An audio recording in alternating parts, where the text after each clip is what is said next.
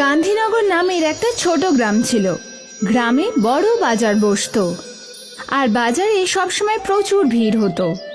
গরমকালে এইসব ভিড় বলদেবের পেপসির দোকানে লেগেই থাকতো। আরে বলদেব কাকা, আমাকে কমলা রঙের পেপসিটা দাও, আমাকে হলুদ রঙের, আর আমাকে লাল রঙের। বাচ্চা হোক বা বড়, সবার বলদেবের পেপসি খুব পছন্দ ছিল। আর বলদেব পুরো সততার সাথে পেপসি বানাতো। ভালো বিশুদ্ধ জল, পরিষ্কার চিনি আর পরিষ্কার পরিচ্ছন্ন ভাবে ও জুস তৈরি করে সেটা প্লাস্টিকের থলিতে ভরতো। বলদেবের 1 টাকার পেপসি প্রচুর বিক্রি হতো। কিছুক্ষণের মধ্যেই ওর সমস্ত স্টক শেষ হয়ে যেত। আরে কাকা, পেপসি কি আছে? না বাবা, সব শেষ হয়ে গেছে, আর কালকে এসো। বলদেবের দোকানের সামনে পবনের দোকান ছিল। পবন আইসক্রিম বিক্রি করত, কিন্তু গরম হওয়া সত্ত্বেও ওর আইসক্রিম বিক্রি হতো না। জানি না এই বলদেব নিজের পেপসিতে কি মেশায়, যে সব গ্রামবাসীরা শুধু এরই পেপসি খায়। 1 টাকার পেপসি কি করে স্বাদ হবে বলো তো? আমার আইসক্রিমটা তো নষ্টই হচ্ছে। স্বাদের ব্যাপারে বলতে পারবো না, কিন্তু ওটা আইসক্রিমের থেকে সস্তা মনে হয়, এই জন্যই ওটা বেশি বিক্রি হয়। হ্যাঁ, সেটাই হবে হয়তো। তুমিও তো যদি পেপসি বিক্রি করো কেমন হয়? আরে কিন্তু পেপসি বানাবেটাকে? পেপসি বানানো দরকারটাই বা কি? বাজারে অনেক কোম্পানি পেপসি বিক্রি করে, তুমিও ওদের থেকে কিনে বিক্রি করতে পারো। ভাবো, প্রচুর লাভ হবে। আইডিয়া তো খুবই ভালো। কালকেই শহরে গিয়ে অনেকগুলো পেপসি কিনে নিয়ে আসবো। ঠিক আছে। পরের দিন সকালে পবন শহর থেকে অনেকগুলো জুস ভর্তি পেপসি নিয়ে এলো, আর ওই সবগুলো নিজের ফ্রিজে রেখে দিল। ভালো করেছো, এবার বাইরের বোর্ডে লিখে দাও যে এখানে পেপসি পাওয়া যায়। ঠিক আছে। পবন বোর্ডে লিখলো যে এখানে পেপসি পাওয়া যায়, আর সেটা নিজের দোকানের বাইরে লাগিয়ে দিল। কিছুক্ষণ পর একটা ছোট বাচ্চা ওই লেখাটা পড়লো। এখানে পেপসি পাওয়া যায়? কাকা, কি কি রঙের আছে? সব রঙের আছে, তোমার কোনটা লাগবে সেটা বলো। আমার তো একটা হলুদ রঙের আর একটা কমলা রঙের লাগবে। পবন ওই বাচ্চাটাকে 2টো পেপসির প্যাকেট দিয়ে দিল। ওই বাচ্চাটা ওখানেই দাঁড়িয়ে দাঁড়িয়ে পেপসি খেতে লাগলো। এটা খেতে খুব ভালো, মজাই এসে গেল। এই নাও, আর একটা পেপসি আমার তরফ থেকে ফ্রি। গিয়ে নিজের বন্ধুদেরও বলো যে আমার দোকানে পেপসি পাওয়া যায়। হ্যাঁ হ্যাঁ কাকা, নিশ্চয়ই বলবো। আর পবনের এই চালাকি কাজ করে গেছিল। ওই বাচ্চাটা দৌড়ে দৌড়ে গ্রামে গেল, আর কিছুক্ষণ পর নিজের বন্ধুদের নিয়ে ফেরত এলো। এটাই ওই দোকান। আমারও 2টো কমলা রঙের দরকার, আর আমার 3টে লাল রঙের। পবন সবাইকে পেপসি দিয়ে দিল, আর তক্ষুনি অনেক লোক পবনের দোকান থেকে পেপসি কিনলো। আজ অবধি গ্রামবাসীরা শুধু বলদেবের পেপসি খেয়েছিল, কিন্তু আজ ওদের অন্য কোম্পানির স্বাদও ভালো লাগছিল। আরে বাহ, এই কালো রঙের পেপসি তো আমি প্রথমবার খাচ্ছি। আরো অনেক রকম স্বাদের আছে, লেবুর জল, কোকা কোলা, কমলা লেবু, সব রকম। বাহ বাহ বাহ, এবার থেকে তো প্রতিদিন আলাদা আলাদা স্বাদের পেপসি খাবো। পবনের পেপসির বিক্রির জন্য বলদেবের দোকানে গ্রাহক কমে গেছিল। আমাকে একটু ধৈর্য রাখতে হবে। পবন নতুন নতুন পেপসি বানাতে শুরু করেছে, তাই গ্রামবাসীরা ওর দোকানেই যাচ্ছে। কিন্তু আমার বিশ্বাস যে ওরা সবাই ফিরবে। বলদেব নিজে নিজে নিজেকে সান্ত্বনা দিচ্ছিল।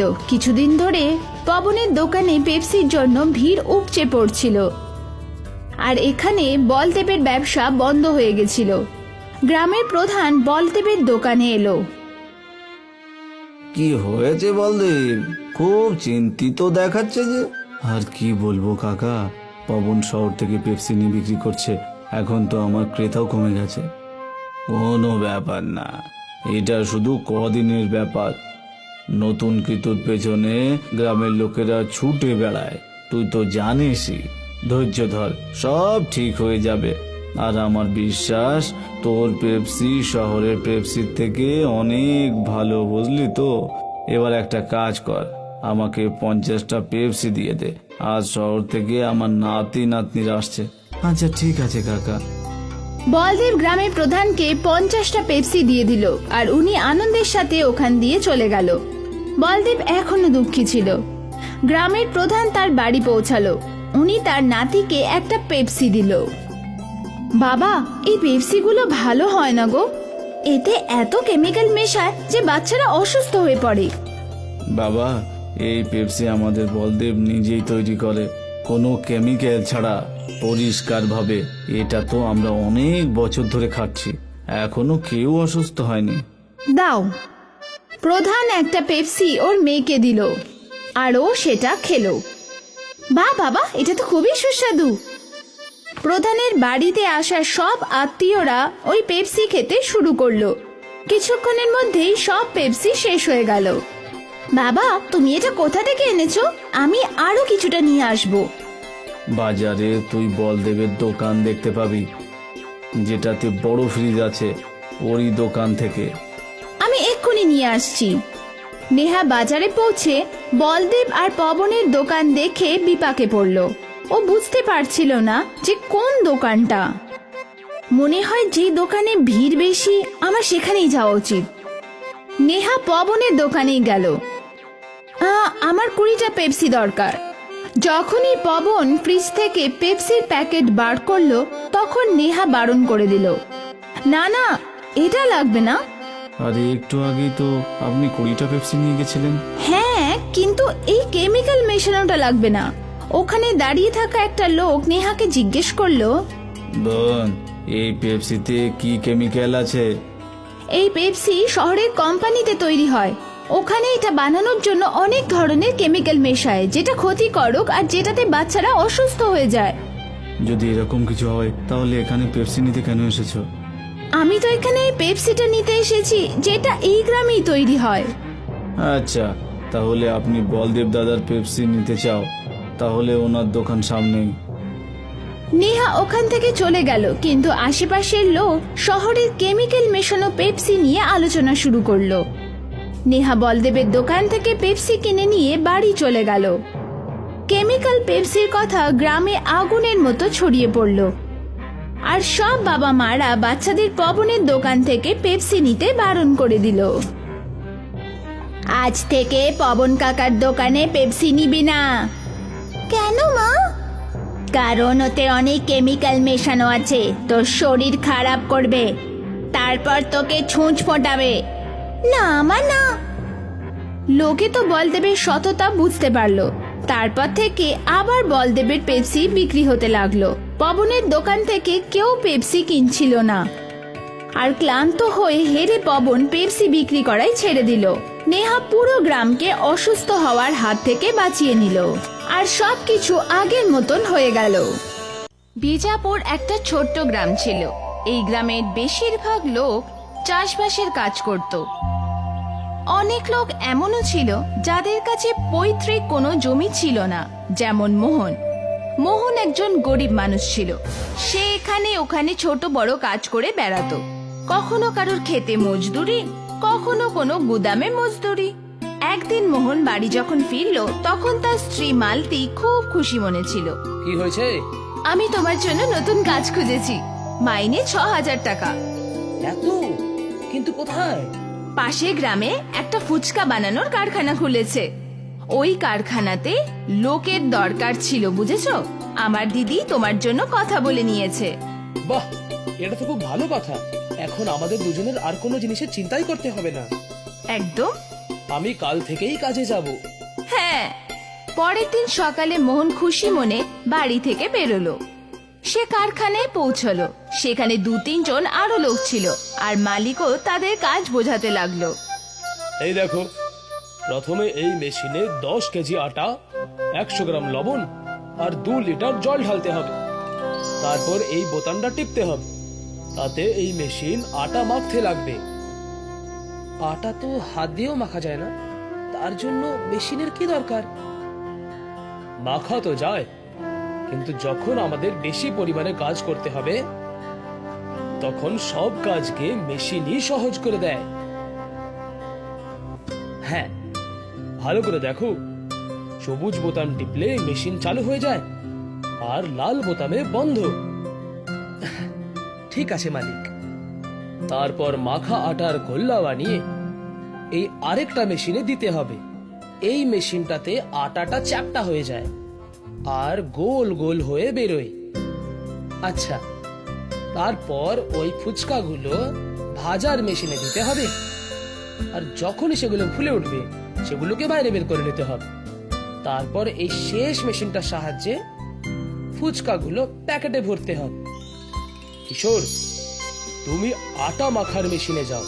বিবেক, তুমি চ্যাপ্টা করার মেশিনে যাও। সদেব, তুমি ফুচকা ভাজবে। আর মোহন, তুমি প্যাকিং করো। প্রতি সপ্তাহে তোমরা আলাদা আলাদা মেশিনে কাজ করবে। দিনে 6 ঘন্টার ডিউটি, ব্যাস। ঠিক আছে মালিক।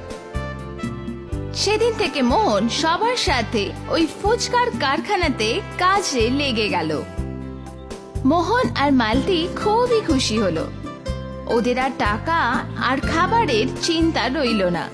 তারপর মাসের শেষে মোহনের মায়না পাওয়ার সময় এলো। মোহনও আনন্দে কারখানাতে কাজ করতে লাগলো। আস্তে আস্তে সে ফুচকা বানাতে শিখে গেল। পরে 6 মাস মোহন ভালোভাবেই ফুচকার কারখানাতে কাজ করতে লাগলো।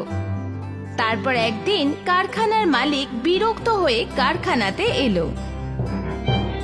কালকে থেকে তোমাদের কাজে আসার কোনো দরকার নেই। কিন্তু কেন মালিক? কারণ আমার কাছে টাকা নেই তোমাদেরকে মাইনে দেবার মতো। আমার অনেক খরিদ্দার পয়সা দিচ্ছে না।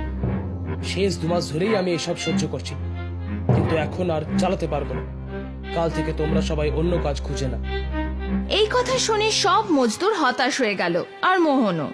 মোহনকে আবার সেই ছোট বড় কাজ করতে হবে, আর টাকার সমস্যাও ভোগ করতে হবে। এই কথা ভেবেই ওর মন খারাপ হয়ে গেল। তারপর মোহন বাড়ি ফিরে এই সব কথা মালতিকে বলল। তুমি চিন্তা করো না গো, তুমি কিছু না কিছু কাজ ঠিকই পেয়ে যাবে। মোহন হতাশ হয়ে পড়ল। কিছুদিন ধরে মোহন কাজের খোঁজে এদিক ওদিক ঘুরতে লাগলো, কিন্তু কোথাও কোনো কাজ পেল না। সে খুব ভেঙে পড়ল। বুঝতে পারছি না যে এখন কি করব। আমি তো আর অন্য কোনো কাজও পারি না, শুধু ফুচকা বানানো ছাড়া। তাহলে তো তুমি সেটাই করতে পারো। আমি বুঝতে পারলাম না। তুমি ফুচকা বানাতে পারো তো, আর আমি আলু মাখা আর টক জল বানাতে পারি। আমরা দুজনে মিলে ফুচকার দোকান দিতে পারি। হ্যাঁ, কিন্তু গ্রামে তো অনেকগুলো ফুচকার ঠেলা আছে। তাহলে মানুষ আমাদের ফুচকা কেন খাবে? আমরা দাম কম নেব আর কি। 10 টাকার বদলে যদি 8 টাকা নিই তাহলে? তার থেকেও ভালো যদি আমরা 1 টাকার ফুচকা বিক্রি করি তাহলে। 1 টাকার কি করে বিক্রি করব? 1 টাকার একটা ফুচকা, গ্রাহক যত ইচ্ছা খেতে পারবে। তাহলে কি আমাদের লাভ হবে? হ্যাঁ, কেন হবে না? আমরা ফুচকা নিজেরাই বানাবো, আর বাকি সবকিছু আমাদের মোটামুটি অর্ধেকই লাভ হবে। তাহলে আর দেরি করছো কেন? কাল থেকে চেষ্টা করে দেখা যাক। পরের দিন সকালে মোহন আর মালতি নিজেদের কাজে লেগে গেল। মোহন ফুচকা বানাতে লাগলো, আর মালতি আলু মাখার টক জল বানাতে লাগলো।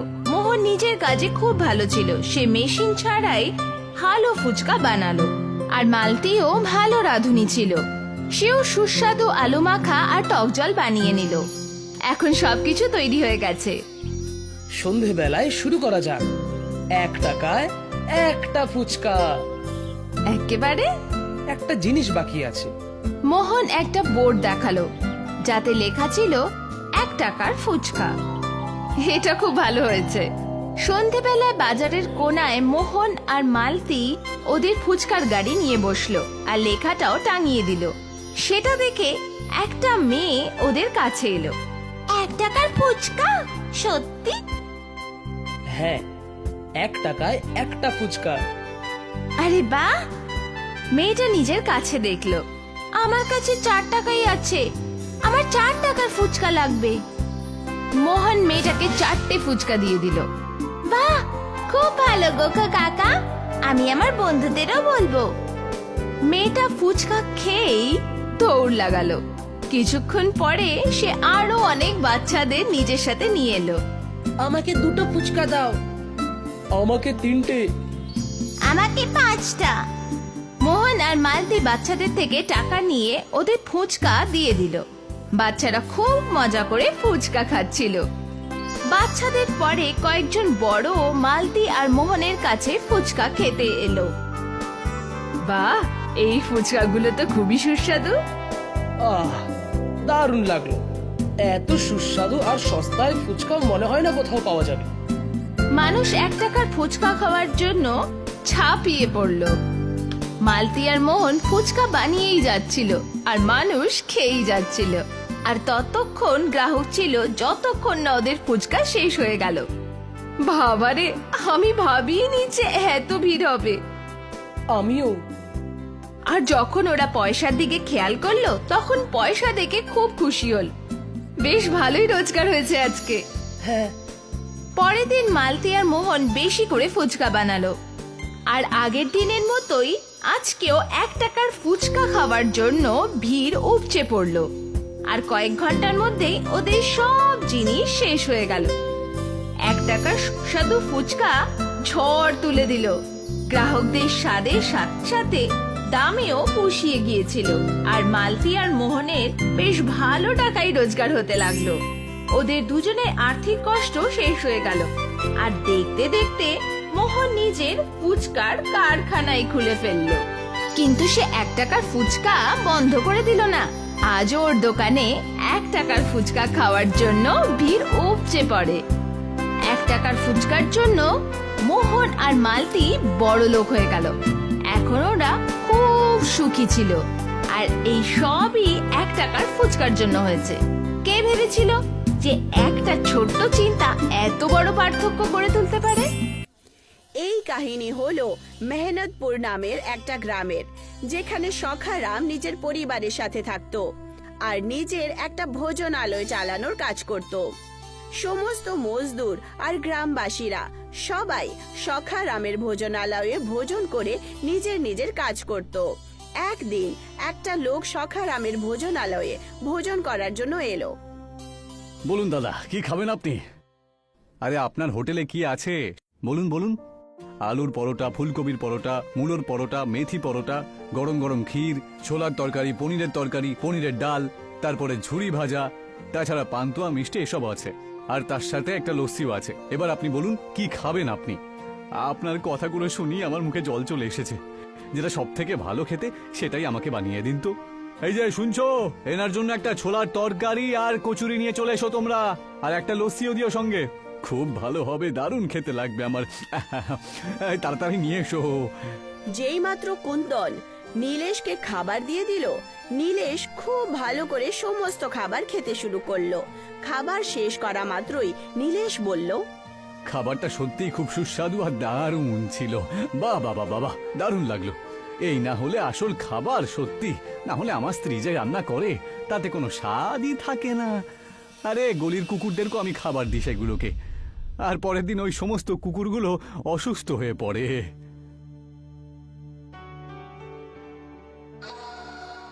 এই হোটেলে খাবার সাথে সাথে লেবুর জলও পাওয়া যায় দেখছি। আচ্ছা শোনো ভাই, আমার জন্য একটু মিষ্টি নিয়ে এসো তো। আরে দাঁড়াও দাঁড়াও, আরে ওই জলটা তোমার হাত ধোয়ার জন্য দিলাম তোমাকে, খাবার জন্য নয় গো। সে কি বলছো গো তুমি? আমি তো আজ অব্দি এটাই শুনেছি যে লেবুটাকে জলের মধ্যে মিশিয়ে খাওয়া হয়, নাকি ওতে হাত ধোয়া হয়। আরে তাহলে আপনি ভুলভাল জায়গায় চলে এসেছেন। আপনার কোনো সস্তা ভোজনালয়ে যাওয়া উচিত। বিলটা পে করুন আর এখান থেকে চলে যান তো মশাই। কুন্দন নীলেশের কাছে এসে একটা বিল দিয়ে দিল, যেটা দেখার পর নীলেশ খুব অবাক হয়। এসব আবার কি?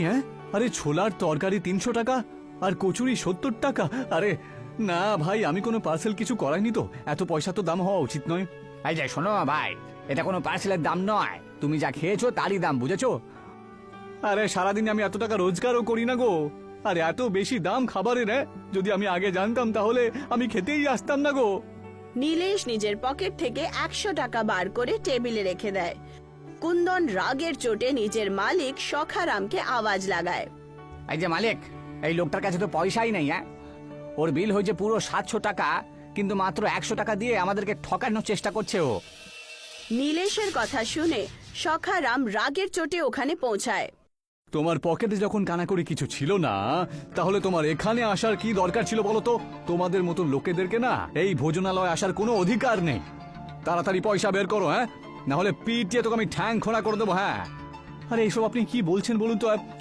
আরে গ্রাহকদের সাথে আপনি তো অপমান করছেন না, তাই না? আরে অপমান শুধু তার সাথেই করা হয় না যার কাছে সম্মান আছে, বুঝেছো? আর আজকালকার যুগে যার কাছে পয়সা নেই তার কাছে কোনো সম্মান নেই, কথাটা তুমি মনে রেখো। এইটুকু বলে সখারাম ভোজনালয়ের কর্মচারীদেরকে বলে, আরে তোমরা হাঁ করে দেখছো কি? পেটাও বেটাকে। সখারামের কথা শোনা মাত্রই ধাবার সমস্ত কর্মচারীরা নীলেশকে খুব মারতে শুরু করে। সখারাম রাগের চোটে নীলেশকে বলে, 2 দিন ধরে তোকে এই হোটেলের এঁটো থালা পরিষ্কার করতে হবে, বুঝেছিস? তবেই তোর বিলের টাকা তুই মেটাতে পারবি। হ্যাঁ,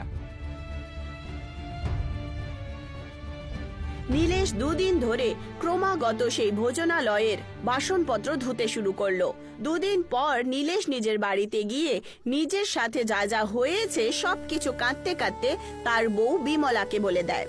আরে কি দরকার ছিল ওই ভোজনালয়ে যাওয়ার, যখন তোমার কাছে এত টাকা ছিল না? এই লোকেরা তো তোমাকে এত বাজেভাবে মারলো, তারপর যখন তাদের মন ভরলো না তখন তোমাকে দিয়ে 2 দিন পর্যন্ত ভোজনালয়ে তোমার দ্বারা জানোয়ারদের মতো কাজ করালো। আমাকে খুব অপমান করেছো ওরা, বুঝেছো? আজকে আমি একটা কথা বুঝতে পেরেই গেছি, যে গরিব আর অসহায় লোকেদের জন্য ভালো হোটেলে খাবার খাওয়ার কোনো রকম অধিকারই নেই, কিন্তু আমি এটা কিছুতেই হতে দেব না। আরে তুমি কি করবে বলো, নিজেই তো মার খেয়ে চলে এলে। আমি আমার নিজস্ব একটা হোটেল খুলবো, হ্যাঁ, আর নিজেদের গ্রামে এমন একটা হোটেল আমি তৈরি করব যেখানে সমস্ত গরিব মানুষেরা খুব সস্তায় ভালো ভালো খাবার খেতে পারবে। আরে গরিব মানুষেরা তো কোনো অধিকার থাকা উচিত বিমলা। গরিব মানুষরা কি শুধু এরকম বাজে লোকের হাতে মার খাবে নাকি? হ্যাঁ, ওদের তো ভালো খাওয়ার অধিকার রয়েছে, ঠিক কি না? কিন্তু কিভাবে? নীলেশ নিজের বউয়ের কথার কোনো উত্তর দিল না। সে চুপচাপ সারা রাত গভীর ভাবনায় ডুবেছিল। পরের দিন সকালবেলা নীলেশ গ্রামের প্রত্যেক বাড়িতে গিয়ে চাঁদা জমা করলো, কিন্তু সবাই তাকে অপমানিত করে নিজের বাড়ি থেকে তাড়িয়ে দিল। গ্রামেরই একটা লোক নীলেশের উপহাস করে বলে ওঠে, আরে তুই কি পাগল হলি নাকি? হ্যাঁ, কাজকর্ম কর, সেটা ভালো হবে। তোর মাথায় এসব আজে বাজে হোটেলের খবর কোত্থেকে কি করে এলো বলো তো? আর গরিবদের প্রতি এত প্রেম কেন? আরে দেশের নেতা আছে তো গরিবদের কথা ভাবার জন্য, তাই না? আর এসব কি আজেবাজে কথা বলছো তুমি? হ্যাঁ, আরে আমি যা কিছু করছি আমাদের গ্রামের ভালোর জন্য করছি, ঠিক কি না? আরে আমাদের গ্রামের নাম হলো মেহনতপুর। আমাদের গ্রামের বাসিন্দারা সারা দিন রাত মেহনত করতে থাকে, আর তারা ভালো মতন খাবারও একবেলা খেতে পারে না। তুমি আমার পাশে থাকার বদলে আমাকে ছোট করছো তুমি। হ্যাঁ, তা করবো না, কারণ তুই জেগে জেগে বড় লোক হওয়ার স্বপ্ন দেখছিস যে। আরে শোন, এটা শুধুমাত্র সিনেমাতেই হয় রে, কিন্তু বাস্তবে এরকম হয় না রে, বুঝেছিস? আর তুই আমাকে একটা কথা বলতো নীলেশ, হ্যাঁ, একবার আমি ধরে নিচ্ছি যে তুই তোর উদ্দেশ্যে একেবারে সফল হয়ে গেলি, কিন্তু ওই 1 টাকা দিয়ে খাবার তুই কতদিন গরিব মানুষদেরকে খাওয়াবি আমাকে বল? আরে এটা একেবারেই অসম্ভব রে ভাই। এইটুকু বলে ও নীলেশের উপহাস করে সখারামের ভোজনালয়ে গিয়ে বলল, এই যে সখারাম বাবু, শুনেছেন আপনি? নীলেশ ওদের গ্রামে একটা হোটেল খুলতে চাইছে তো। আপনি যে প্লেটটা 700 টাকাতে বিক্রি করেন, ও নাকি সেই প্লেট 1 টাকা দিয়ে বিক্রি করবে ভাবছে। মনে হচ্ছে ওর মাথাটা খারাপ হয়ে গেছে, বুঝেছো? আরে ওর মতন বোকাকে কে বোঝায় বলো তো? হ্যাঁ, তক্ষুনি সখারামের চাকর কুন্দন সখারামের কাছে এসে আস্তে আস্তে বলল, সখারাম বাবু, ও যা বলছে সেটা কিন্তু আমাদের ঠাট্টা হিসেবে মেনে নেওয়া উচিত নয়। আরে কি বলতে চাও তুমি? হ্যাঁ, যদি নীলেশ নিজের উদ্দেশ্যে সফল হয়ে যায় না, তাহলে আপনি একবার ভেবে দেখুন যে আপনার হোটেলের কি অবস্থা হবে। হোটেলে কুকুর ঘুরে বেড়াবে। আরে এই কুপয়া, তুই এসব কি আজেবাজে কথা বলিস? যখনই কোনো কথা বলেছিস তুই সব সময় উল্টোপাল্টা কথা বলিস। তুই একদম চিন্তা করিস না। আরে এই গ্রামের প্রধান আমার খুব ভালো বন্ধু, নীলেশকে উচিত শিক্ষা সে ঠিক দিয়ে দেবে। সখারাম গ্রামের প্রধানের কাছে গেল। এই যে প্রধান মশাই, আমাদের বন্ধুত্ব দূর দূরান্ত পর্যন্ত ছড়িয়ে রয়েছে। তুমি ভুলে যেও না, যে খাবারের প্লেট আমি 700 টাকা দিয়ে বিক্রি করি সেটা আমি তোমাকে 600 টাকায় খেতে দিই, তাই না?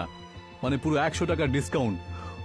আরে তুমি এমন কথা বলছো যেন তুমি আমার উপর বিশাল বড় উপকার করো। হ্যাঁ, আমি তো তোমাকে কখনো এসব বলিনি যে তুমি আমাকে 100 টাকা ডিসকাউন্ট দাও। আর এমনিতেও আমি তোমার হোটেলে মাসে মাত্র একবারই যাই, তাই না? ঠিক কিনা বলো? আর তাও আবার তোমার হোটেলে আজকালকার দিনে 4 থেকে বা 5 বারই আমি হোটেলে খাবার খেয়েছি। এই হিসেবে তোমার মাত্র 500 টাকা ঋণ হয়েছে আমার, ঠিক কিনা? মনে হচ্ছে প্রধান মশাই আপনি আমার কথায় রাগ করেছেন। তুমি খুব ভালো করেই জানো সখারাম যে আমি কিপ্টে লোকেদেরকে একেবারেই পছন্দ করি না। আসল কথাটা কি সেটা বলো, কেন এখানে এসেছো বলো। কয়েকদিন আগে নীলেশ আমার হোটেলে খাবার খেতে এসেছিল, বুঝলেন। এখন আপনি আমাকে বলুন তো যে 700 টাকার যে খাবারের প্লেটের দাম সেটা মাত্র 100 টাকাও দিচ্ছিল। সেই জন্য আমি ওকে দিয়ে আমার হোটেলের এঁটো বাসনপত্র পরিষ্কার করিয়েছে বলে ও খুব রেগে গেছে, বুঝলেন তো। হ্যাঁ, আমি তো এটাও শুনেছি যে তুমি ওকে পিটিয়েও ছিলে। হ্যাঁ, রাগের বশে একটা দুটো চট তো মেরে দিয়েছিলাম, কিন্তু এতটাও মারিনি যে ও এত বেশি রাগ করে ফেলবে। আরে কি বলতে চাও সখারাম, পরিষ্কার করে বলো। ও এই গ্রামে একটা হোটেল খোলার ব্যবস্থা করছে, বুঝলেন। আর যে প্লেট আমি 700 টাকাতে বিক্রি করি সেই প্লেট না কেউ 1 টাকাতে বিক্রি করবে গ্রাহকদের। যদি এমনটা হয় না তাহলে কিন্তু আমার হোটেল একেবারে বন্ধই হয়ে যাবে, আমি তো পথে বসবো। সখারামের কথা শুনে প্রধান হাসতে শুরু করলো। সখারাম, মনে হচ্ছে নীলেশের মাথাটা একেবারে খারাপ হয়ে গিয়েছে, কিন্তু আমার মনে হয় তার সাথে তোমারও বুদ্ধিটা গেছে, বুঝেছো। আর এটা সম্ভব কি করে ভেবে দেখো প্রধান মশাই, সে যদি নিজের উদ্দেশ্যে সফল হয়ে যায় তাহলে কিন্তু ওর নামও দূর দূরান্তে ছড়িয়ে পড়বে। হ্যাঁ, আর এই গ্রামের মানুষরা প্রধানের থেকে বেশি সম্মান তাকে জানাবে। হ্যাঁ, আর এমন হলে বেশি আশ্চর্য হবেন না যে ওর ওরকম দয়ার মন দেখে গ্রামের বাসিন্দারা ওকেই না প্রধান করে দেয়। হ্যাঁ, ও নিশ্চয়ই বড় কিছু করবে বলে ভাবছে। আমাকে তাহলে কিছু একটা করতেই হবে। হ্যাঁ, তা তুমি কথাটা একেবারে ঠিকই বলেছ। তবে গ্রামে কেউ হোটেল খুললে আমি তো তাকে তো আর আটকাতে পারি না, তাই না। কিন্তু আমি একটা কাজ অবশ্যই করতে পারি।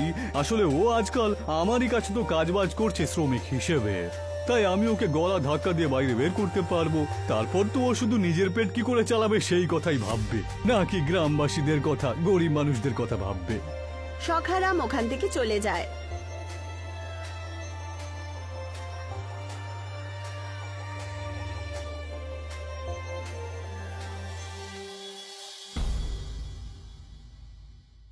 প্রধান সেই দিনই নীলেশকে কাজ থেকে তাড়িয়ে দেয়।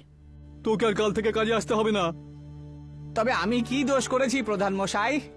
তোর দোষ হলো এটাই যে তুই গ্রামে একটা হোটেল খুলতে চলেছিস। হ্যাঁ, এতে দোষ কি বলুন তো? আমি যদি গরিব মানুষের উপকার করি তাতে আপনার তো প্রসন্ন হওয়া উচিত, তাই না?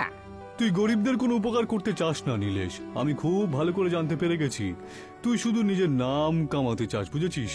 আর আমাকে আমার পদ থেকে সরিয়ে দিয়ে নিজে গ্রামের প্রধান হতে চাস। আরে আগে নিজে আর নিজের বউয়ের পেটটা ঠিক করে চালা, পরে গরিব মানুষের কথা ভাববি। যা, বেরো এখান থেকে।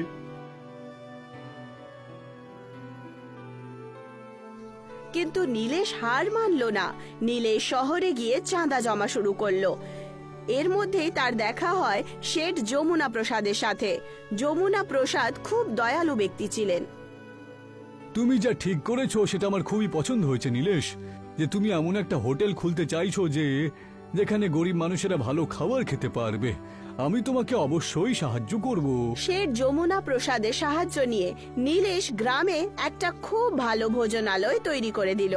তার ভোজনালয়ে গুজরাটি, মারাঠি, কন্নড় সমস্ত রকমের খাবার তৈরি হতো। ভোজনালয়ে তৈরি হতেই কিছু লোক ভোজনালয়ে খাবার খাওয়ার জন্য চলে আসে। ওরা সবাই দেশের আলাদা আলাদা শহরে থাকতো। একজন গুজরাটি নীলেশকে বলেন, তোমার রেস্টুরেন্ট থেকে তো দেখছি খুব ভালো ভালো গন্ধ বেরোচ্ছে গো। তোমার হোটেলের খাবারের গন্ধ শোকার পরে আমি আর নিজেকে থামাতে পারলাম না, তাই ভাবলাম একবার খেয়েই নিয়ে। নীলেশ সেই গুজরাতিকে একটা থালায় গুজরাতের সমস্ত প্রসিদ্ধ ভোজন দিল। ভোজন খেয়ে গুজরাতি খুব খুশি হলো আর নীলেশকে বলল, তা কত হলো গো? মাত্র 1 টাকায় পুরো প্লেট, বুঝেছেন? 1 টাকার কথা শুনে গুজরাতি খুব খুশি হলো। ভোজনালয়ে লোকেদের ভিড় জমা হতে শুরু করলো। দূর দূর থেকে শহরের লোকেরা নীলেশের ভোজনালয়ে খাবার খাওয়ার জন্য আসতে লাগলো। তারা গরিব হোক বা ধনী, নীলেশ সবার থেকে 1 থালার 1 টাকাই নিত। আর এই কথাটা সখারামের একদম পছন্দ হলো না।